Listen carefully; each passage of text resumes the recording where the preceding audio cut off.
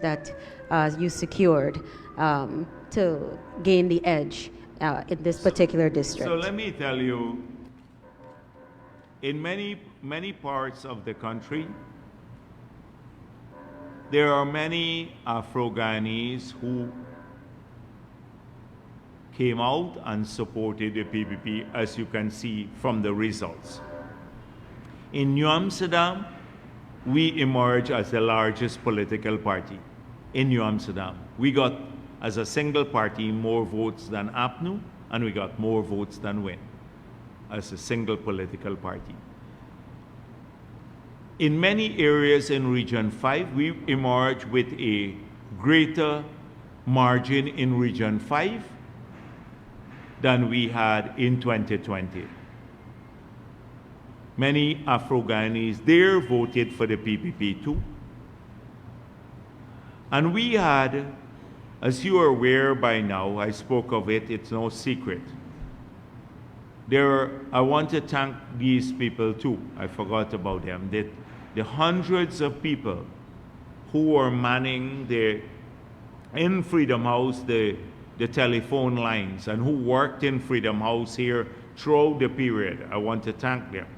And there was another group of very dedicated Guyanese who made 80,000 calls to people. And they talked to them. And a lot of those people said, we're going to be supportive of the PPP in many areas that are traditionally not being sympathetic to us. The numbers were unbelievably good.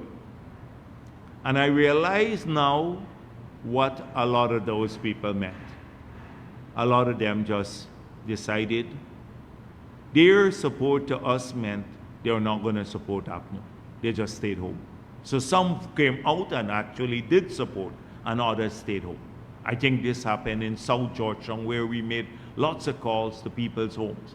A lot of people said, yeah, we support it, we like what you're doing and stuff like that, but they did not come out to vote for us, but they did not give APNU or WIN their support.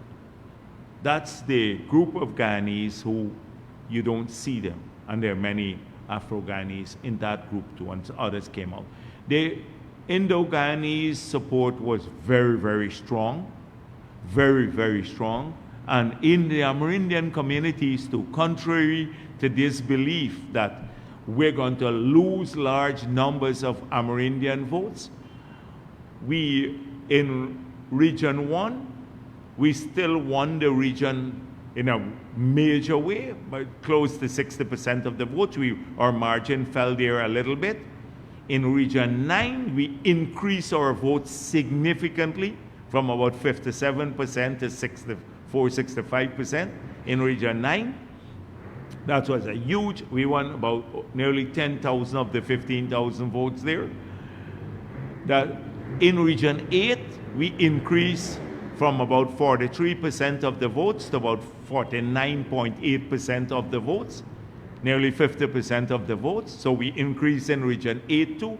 In Region 7, we were just around the same. We had 38% of the votes. We have around the same, about 35 to 38 when the numbers are in.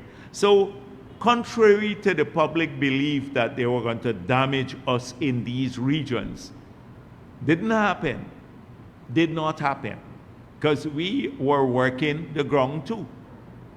And there was this belief that they were making, in Region 10, I told you already, our support went up from 13% to 20%. In Region 4, it went up. In Region 5, it went up. So these were very, very favorable results for the People's Progressive Party. And we managed even Region 6. In spite of the high rate of migration in Region 6, we managed to get around the 41,000 votes back that we got in the last elections. And you had a high rate of migration out of Region 6 in the first few years, mainly in PPP support areas. We found a lot of the homes were empty, etc. So overall, was good. I lost track. I haven't slept for days, so I lost track of your question again. No problem. I What was was it? asking you what aspect of your political strategy do you think really resonated with the voter? Because we carried a positive message, bringing our people together. We're the only party that was not engaged in divisive rhetoric. APNU was engaged totally in that, immersed in that. Win was playing the victim, doling out money, preying on young people. Young people, that was all they were doing. They didn't outline a clear strategy. People liked the fact that we outlined a plan to work for all Guyana, that we had a clear, defined, sustainable plan. They liked the fact that we had capable leadership. They know from tomorrow or from today, we're working back that they can trust capable leadership. You don't have to take chances with a person who can't read a slip of paper, and much less, and that's a sad thing in our parliament, but it will be fun, but it's sad in the parliament to watch some of the flotsams that will float in there. But it would be an interesting parliament. I think I'm going to go more often. So people like that. People like that about us, and they also like the fact that we are a party that delivers on its promises. And that, I attribute the electoral success to that. And then good ground organization. A political party runs on how well it not just campaigns, but its ground logistics, how well it can put that together. And we had, as I said before, thousands of ordinary people contributing to the campaign, from making calls, taking calls, preparing the documents, preparing food, walking around, sharing the flyers, all of that sort of thing. We were cohesive, happy unit. People saw that in our faces when we campaigned. We're not sour like some of the other parties. Second question. One of the things that I believe has surprised many citizens, observers, it has to do with the extent to which the APNU, the PNC-led APNU, was hammered in the elections. Some people expected that it would have returned as the main opposition at the very least, but the extent to which they've been battered has been eye-opening. I want to hear from you if you believe that this is perhaps the PNC's worst performance in its history, one. Two, do you think that they can make a comeback from this, maybe by 2030? And thirdly, based on the electorate's response to AFC, they wouldn't have any presence in Parliament anymore. Your thoughts on their perceived fall from grace? The AFC, we said it before, they lost their way a long time back. And I don't want today to be too harsh on them. And the PNC now has to go back to the drawing table, and they have to decide whether they would, their hatred of the PPP caused them to stop thinking. When a political party allows your hatred of the other to dominate your tactics and your strategy, political strategy, you will fail. You have to look at things dispassionately. in politics. And they put all their eggs in one basket, the collaboration with Mohammed's basket, to bring down the PPP because of their hatred for the PPP. And that led to their undoing. And so when they think about rebuilding, they have to think about how they tackle that variable and how they're going to relate now to that political party. Not so much the PPP. They can continue hating us. They will continue hating us. But there was room always for collaboration on national issues with APNU historically, because we tended to have a more patriotic position. We always saw the territorial integrity and sovereignty of our country as inviolable. And I think we had a common understanding on that. I'm not so sure about the Win Party. They're transactional. The link with Maduro is still not fully explored. They refused to answer why the father went into the embassy up to now, and they got away with it. So APNU has to do its own homework. I'm not going to tell them what to do. They need to know what to do themselves.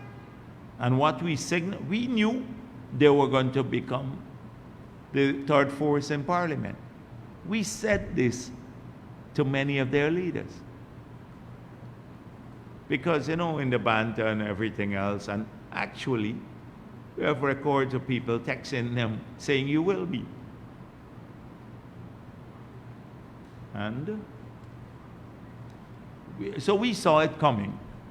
We saw it coming, what took place. There was no surprise on election night, because even before, as I said, beginning, the statements of poll had not come in as yet in large numbers, and I said, tonight will be a tough night for APNU. And it was a tough night for them. So we saw this happening entirely. It didn't catch us by surprise. They now, in a way I feel sorry for them, but if their hatred of the PPP clouded good sense. I know you've said on the campaign trail, Mr. Norton is a friend of yours. No, sarcastically, I'm aware, but he spent more time. In politics you have banter. You always have banter. So how many times I said Norton, my dear friend and stuff. It's political banter. He spent more of his time talking about that he's not Jagdeo's friend, and focusing on securing his base. So my question, I know you've said, two final questions for me. I know you've said on the campaign trail sarcastically that Mr. Norton is your friend, but within the political landscape, when you observe the results, the trashing, if you want to call it that, do you feel sympathetic at all for I just said it's a sad day for the PNC. It's a very sad day for the PNC. And I'm sure that the people who came to the PPP must now be saying, thank God, all of the people who were vilified, because they're now with a party that has won an increase majority in the parliament, and that will be in office for the next 5 years, and a party that is bringing Guyana together, that will work for all Guyanese. Has the PPP wrapped its mind yet around now engaging the Win Party as the main opposition force on national issues? And how do you perceive that changing the dynamics of the parliamentary discourse? That's one. Two, and now you have a main opposition sitting at the helm is a U.S. sanctioned businessman who's facing several charges. Is the party concerned about what that will do to the parliamentary landscape? Do you see any implications? So one thing is clear, is that Parliament will be very interesting. And we are a seasoned political party. We will address when the Parliament is put together and we see the configuration of the Parliament, we will decide on our strategy at that time. Right now, President Ali has to be sworn in, and Parliament will be convened sometime in the future, and we'll address that matter at that time. But the point that I made before still stands, that if any individual feels that a parliamentary position will cause them to avoid accountability for criminal acts, then that parliamentarian is suffering from a severe case of delusion. First of all, our parliament doesn't offer, as I said before, immunity to parliamentarians from criminal acts. And two, that a lot of what had to be put on hold because of the campaign, evidence of criminality because of the campaign and the feeling that if you pursue individuals for their criminal acts who are running for office, it would be seen as victimization by the state or the ruling party. That no longer applies. The elections are over. And so, the evidence of criminal behavior will now have to be presented to the right fora, which are our courts and everything else, where they and our tax authorities, so that they can continue to do their work professionally and diligently, and without fear of any criticism that they are treating people preferentially.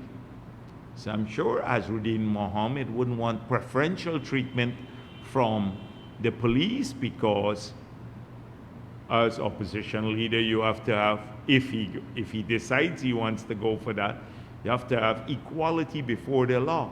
I remember as opposition leader, and I'm not saying he will be, but if he decides that, that's their decision to make. Soku came to my office. You remember they arrested Roger Luncheon?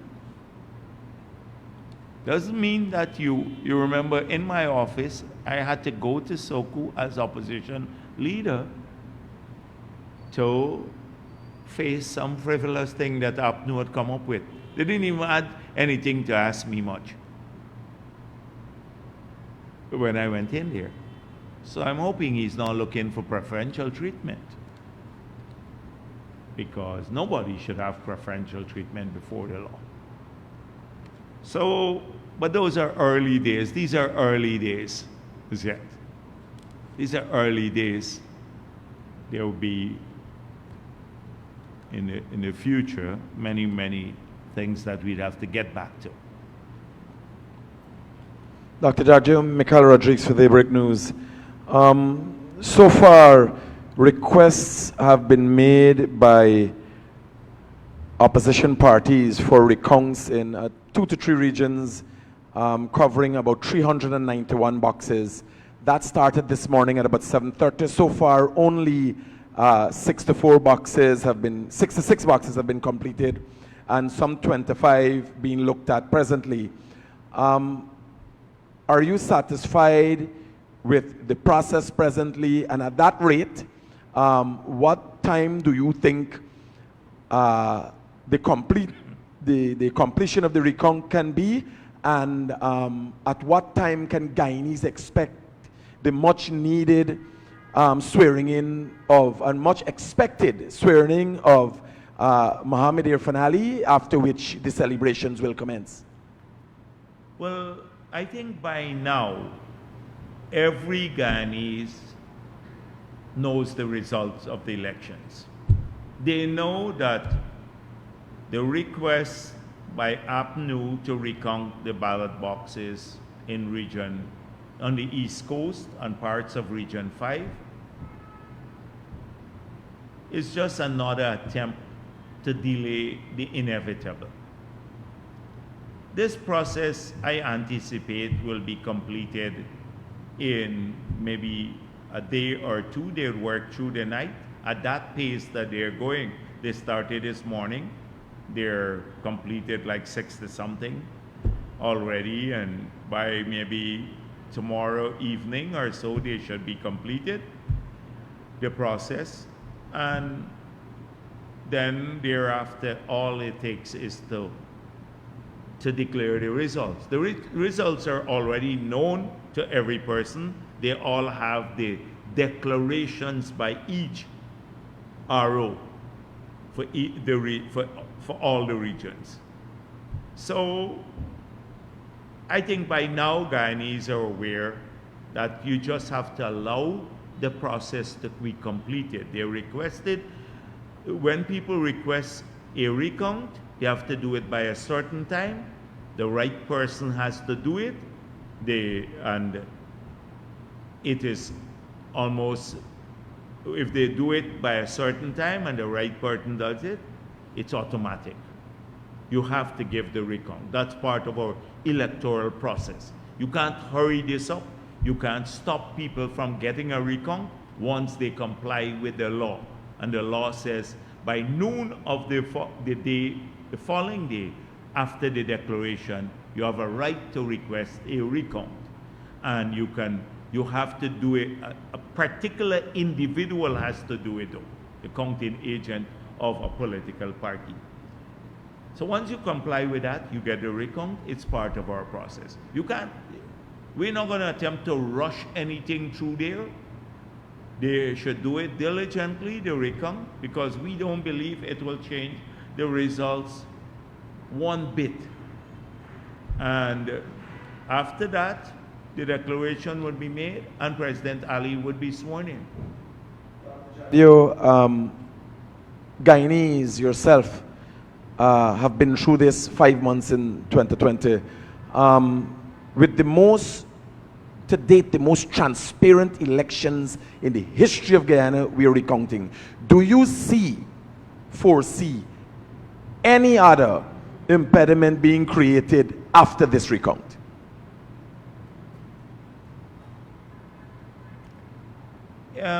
The thing is that, okay, after the recount,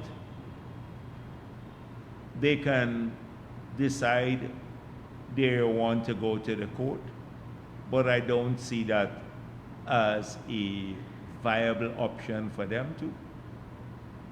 It's not like 2020 when we had the injunction to stop Mingo from declaring the results, because the process is being followed now. We got that injunction because Mingo was not following the law. The law said that you had to use the SOPs as the basis on which to do the tabulation. He was using a spreadsheet. In these elections, the SOPs are known to every Guyanese. They were used to do the tabulation and the final declaration at the regional level. So the law has been followed fully. The law as it relates to recount is being followed fully. So when you go to the court, what are you going to say? I heard somebody told me that, what did Mohammed said? A statement of poll went missing. He said that in his speech that he was reading off the teleprompter that they gave him, reports of statements of polls going missing. You can't carry the rumor to the judge. The judge would put, anyhow, I don't want to say what. It'll just send you packing. You can't say, oh, they're tampering with ballot boxes. That's what he said. You think you can go seriously before a judge and say that now, especially given what every Guyanese has known? You're going to be able to say that sort of thing. Oh, there were some tents outside polling places around the country. Now, everybody in the history of Guyana have always seen these tents. Political parties put up their tents 200 yards away to make sure that they can tick off who goes in to vote, so then they can, in their area, they can run down the others, try to get them out to vote, etc. It's a normal thing in our election. They had tents. I saw many of their tents, the blue tents around the place. And he goes to complain now about these tents. You think you can say that? Or like what Norton said, it's implausible. It's implausible that we could lose so many votes. You can say that to a judge. The judge would say, why don't go and talk to your supporters? So they can attempt anything. They just can attempt. They're trying to mar the results of one of the cleanest elections we've had, where the PPP has won a landslide. They're trying to mar it, and they have their enablers. Oh, Bangladeshis voted, so the Starbuck News and the others, the AP and the usual haters, PPP haters, would roll out with that. And then they're coming up with statements of poll going missing. It's all a game now. They recognize that their plan did not work. The plan did not work to bring the PPP below 50% in the parliament. That was the collective plan of APNU, WIN, AFC, and many media houses and reporters and influencers and enablers all together. They're working for one objective. They failed. They failed miserably to do that. Jagdeo, there has never been, again in the history of Guyana, a politician such as Azadine Mohammed entering into parliament. And let me give you a breakdown of this. No matter what has happened as it relates to politicians who entered into parliament, there were unrest in this country, there were prison breaks in this country, there were murders of politicians in this country, and yet there was never a day in this history of this country in politics that politicians have been accused of being murderers, has ever been sanctioned. Given who Azadine Mohammed is, are you worried as it relates to his ability to create unrest, his criminal background? Since politicians have done so much more worse. Now this is a certifiable criminal, person accused of killing people. Are you worried? I'm not worried. As I said before, we've had to deal with situations that were very different and much more volatile and much more dangerous for our country. And we're not going to allow anyone to disrupt the lives of our people. You have tens of thousands of people out there, in fact hundreds of thousands of people who have to go out now every day to earn a living. they need a peaceful Guyana to have that happen. Need to take their children to school, they want a peaceful Guyana. They want to make sure that they can go out and enjoy leisure activity peacefully, safely, and we're taking that responsibility as a government seriously. Everybody wants free and fair elections. They want the rules of the game to be clear. The rules of the game were clear. People had a fair chance to contest. The results are known. Whether they supported the PVP or APNU or wherever else, they want to continue their lives. The people have spoken. The electorate has spoken. Now, another 5 years, they will get a chance to speak again, the electorate. Our citizens want to continue with their lives. Azruddin Mohammed will not be allowed to disrupt the lives of our people if he has such an intention. If he has such an intention.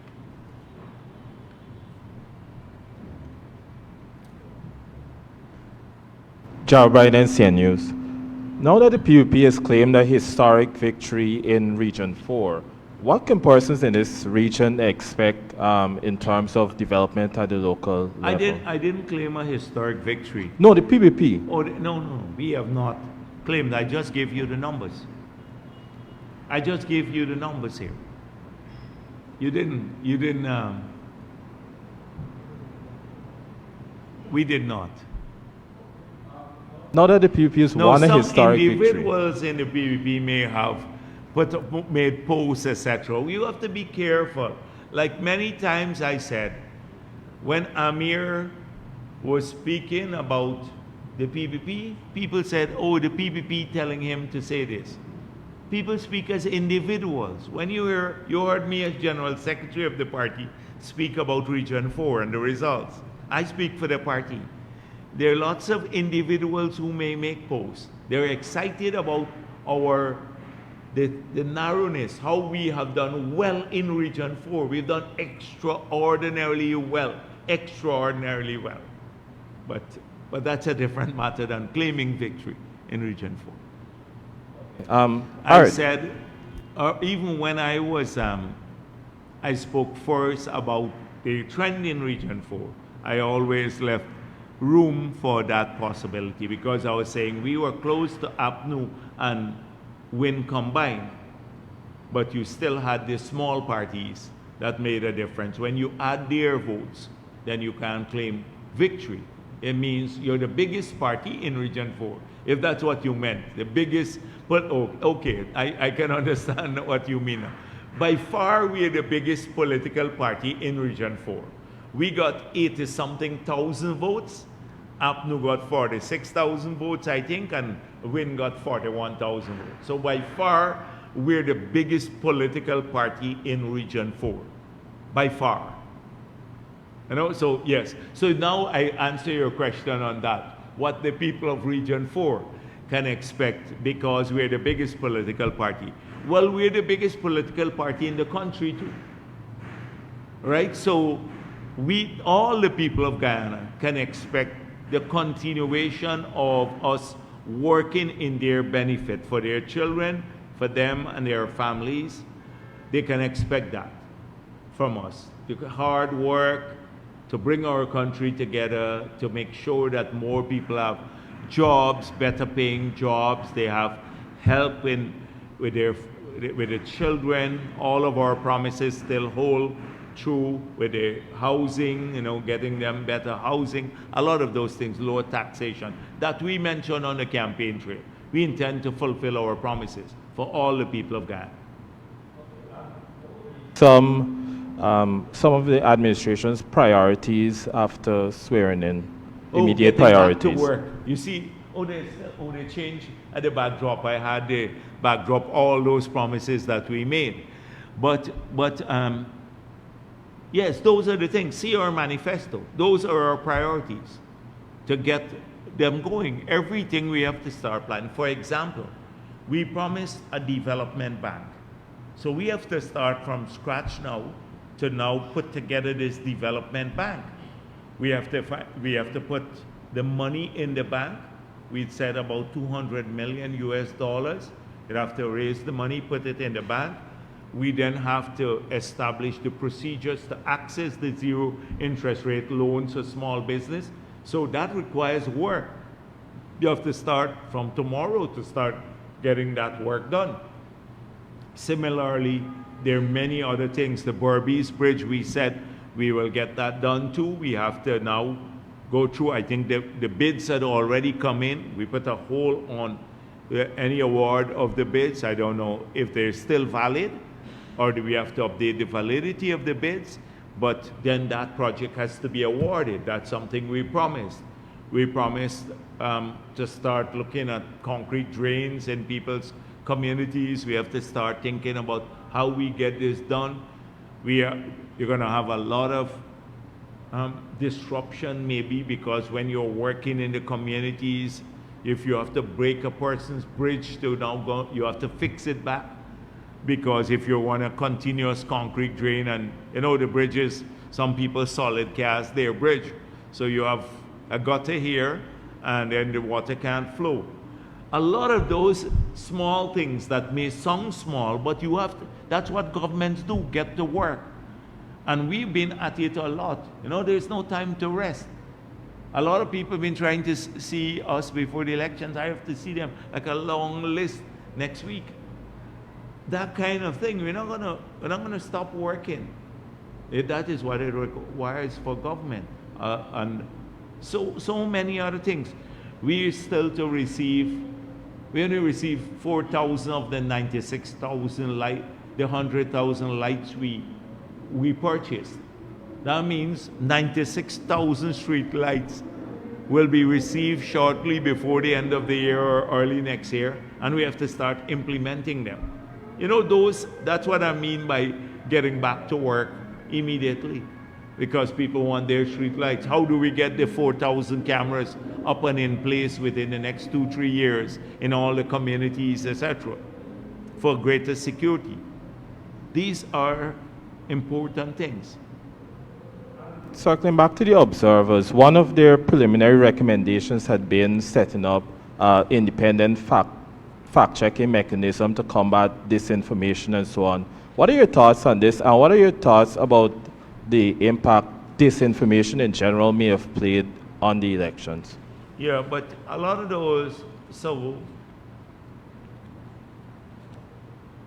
I don't know which group said that, but if you go in any part of the world, in the United States of America, it's the most robust, one of the most robust democracies around the world, and you had a ton of fake news. You listen to President Trump, fake news. He talks about fake news all the time. They could have, which organization they have in the US, the government set up to fact check fake news? None. The media houses themselves should be fact-checking fake news. So sometimes CNN and the others do that. But then here the media houses themselves are the source of fake news a lot of times. The media houses. If you look at a Travis Chase post, he gets sued. And when you sue them, they then complain, oh, it's harassing journalists. So you tell me in the US which government agency they have to fact check fake news.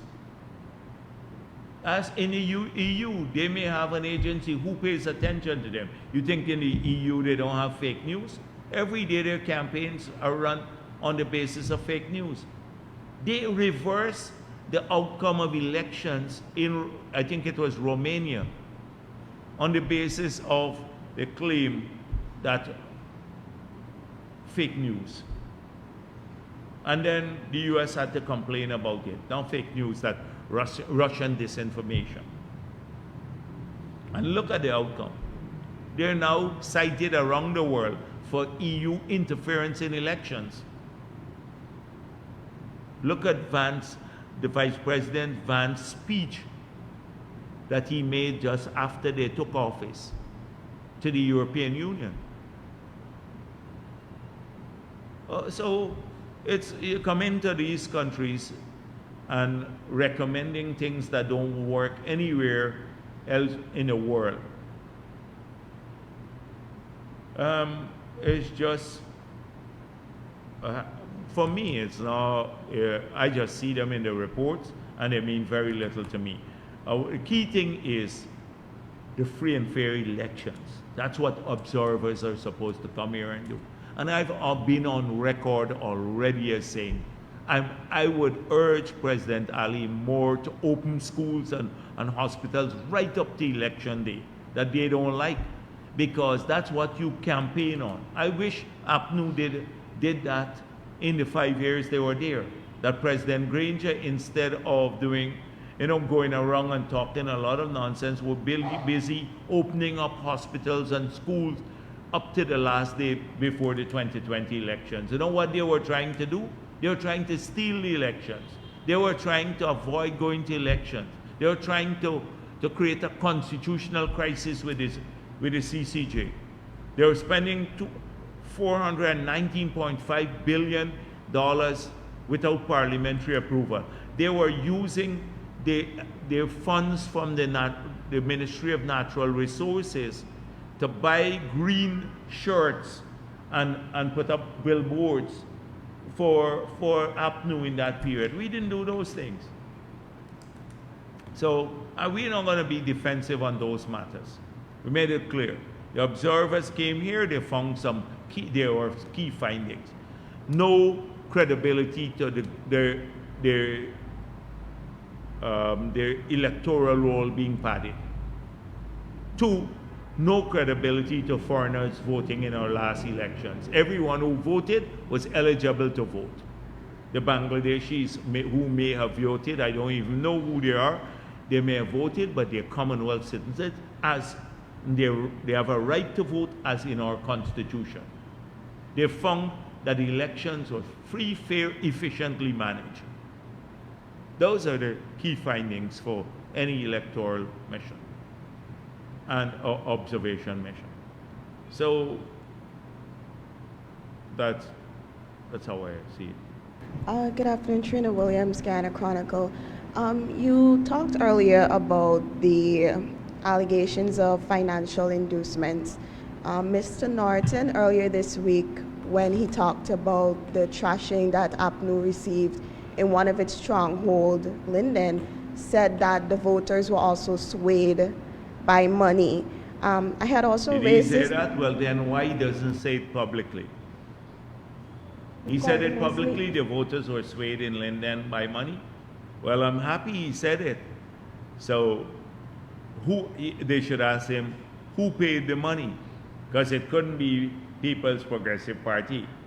Because our votes grew from 13% to 19-20%. So he was talking about the PPP when he made that but statement. He needs to say it clearly. Why does he say Azruddin Mohammed or the team Mohammed paid people in Linden to vote for them? He needs to come out openly. This is the issue, that they're unwilling to criticize him forcefully with all the wrongdoings and the criminal behavior, because it's either one of two things, that he was funding these political parties to illicit money, or 2, they don't have I was going to say something else, but they don't have that to call him out. Yeah, I'll continue with my question. I had also raised this with you on election day, that there were reports of WIN activists offering voters money. Based on this, do you see this as a broader issue that requires stricter oversight in future elections? Yeah, I think so. But as was pointed out, when you have a guy who is accused of murder, smuggling cocaine, smuggling gold, false declaration, torture of people, all of that, I don't think buying votes is that's a major issue when you see these big transgressions. It is a problem, and I think we should deal with it. But if you can smuggle gold with all the attendant risks and do these other things that I don't think that buying votes he'd be deterred from doing that. It's well-oiled criminal mindset. My substantive question. During the campaign, your party placed strong emphasis on appealing to young voters, especially first-time voters. Now that the elections has concluded, as General Secretary, do you believe your campaign succeeded in genuinely connecting with this demographic and translating that support into votes? So the key thing, we recognize that the outsized media influence, online media influence on the young voters could have caused problems among young voters in PPP strongholds. We recognize that. And so we focus heavily on those young voters too, to give them an alternate viewpoint, because they were captured, a lot of young voters in the Apnu base and other places, captured by this constant online presence from the Team Mohammed, a deadly cocktail of lies and claims of persecution. And then they had it was so prolific because the Apnu people were propagating it too, that you had to give people, young voters, a different view. And they got it based on our interactions on the ground. And when they came to our rally, we mobilized them to come out heavily to the rallies. And they got, for first time, or the public meetings, they heard a different side of the story. And the moment they heard that different side, they saw this Team Mohammed in its true form, what it was all about. And so, if you look at our crowds, we made a serious effort to get the young voters out, and they came out in the crowd. Large numbers of them were there, and they listened, and that's why at some point in time, if you look at the people who were commenting on the win page, the PPP voters just moved away, because they saw the true nature of this person. Apnu didn't do that.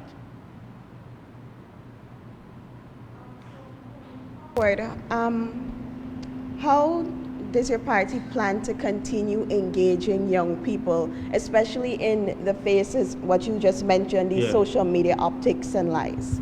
So you have to use social media, but we're trying to get the young person to focus on their own lives and to develop an awareness of this situation where they would be bombarded by a ton of information, and they have to navigate choices. And you do that by education, more education. So we made it clear, unlimited number of scholarships. We made it clear we want to give people more skills.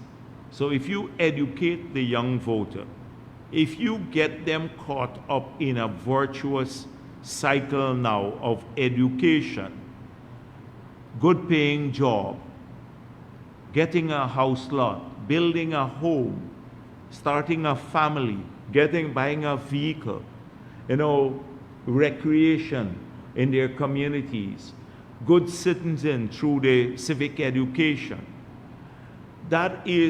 They would have getting the churches and the temples and the mosques to work with them, creating a new value system. Then our young people could have productive lives. That's the virtuous circle that we're trying to create and suck people into. Apnu is not doing that. They're trying to take you into a vicious circle of racism and, oh, you're victims. And Win is saying basically, be short term, collect 100,000 or 50,000, collect a slasher, and then vote for me. Nothing beyond that. There's, you know how many people they paid in a lot of the Amerindian communities elsewhere? They gave them large sums of money to influence others, just handed money to them. Up to 2 days ago, a man said to me, one of the guys collected $5 million for them for his community. I don't know if he paid out all, but he went around giving money to people like $10,000 each and stuff. And those people will have the most to lose, because after the 10,000 goes, you know, just assuming he had won. He didn't win, so, but just assume they would have had the most to lose.